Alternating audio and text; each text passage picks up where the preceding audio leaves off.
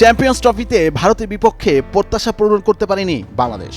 বিশেষ করে ব্যাটিং ব্যর্থতা ছিল চোখে পড়ার মতো। তবে সেমিতে যাওয়ার সুযোগ এখনো রয়েছে শান্ত স্কোয়াডের। সেই প্রত্যাশায় টুর্নামেন্টে নিউজিল্যান্ডের বিপক্ষে নিজেদের দ্বিতীয় ম্যাচে দলের একাদশে আসতে পারে বেশ কিছু পরিবর্তন। দুর্দান্ত ফর্মে থাকা মাহমুদুল্লাহ ফিরতে পারেন দলে। অন্যদিকে স্পিডমাস্টার নাহিদ রানা দলে থাকতে পারেন গতির ঝড় তুলতে।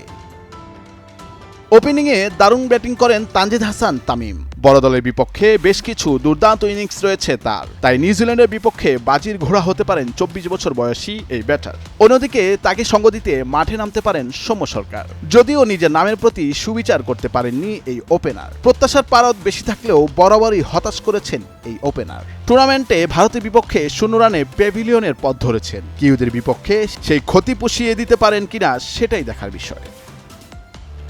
3 নম্বরে যথারীতি টাইগার অধিনায়ক শান্ত থাকতে পারেন। ক্যারিয়ারে তার চেয়ে বেশি সুযোগ হয়তো খুব কমই পেয়েছে। একসময় বাজে পারফরমেন্সের কারণে লর্ডের খেতাব পেয়েছিলেন তিনি। সেই দুঃসময় কাটিয়ে তিনি এখন নিয়মিত হয়েছেন। তবুও অধিনায়ক হিসেবে তার কাছে প্রত্যাশাটা একটু বেশি থাকে।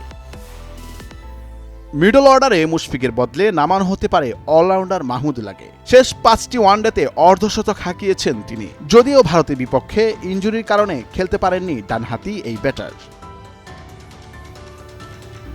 মাহমুদুল্লাহর পরেই তাওহিদ হৃদয় এবং মেহেদী মিরাজ রয়েছেন। ওয়ানডেতে প্রথম সেঞ্চুরিটাই হৃদয়ের স্মরণীয় হয়ে থাকবে। এমন লড়াকু ইনিংসের অপেক্ষায় দর্শকেরা। ফর্মে থাকা জাকির আলীর কাছেও প্রত্যাশা থাকবে গত ম্যাচের মতো এবারও দলের ক্রুশাল সময়ে দারুণ কিছু করার।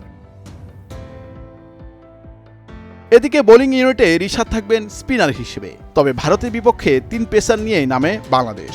তাসকিন, মোস্তাফিজুর রহমানের পাশাপাশি তৃতীয় পেসার ছিলেন তানজিম হাসান সাকিব। বাকি 2 পেসার উইকেট পেলেও তানজিম একদমই প্রভাব রাখতে পারেননি। 8 ওভার বল করে তিনি দেন 58 রান, পাননি একটি উইকেটও। তাই তানজিমের পরিবর্তে খেলতে পারেন স্পিডমাস্টার নাহিদ রানা। তার মতো একজন দুর্দান্ত বোলারকে দলে না দেখে বিস্ময় প্রকাশ করেছেন ক্রিকেট বোদ্ধারা।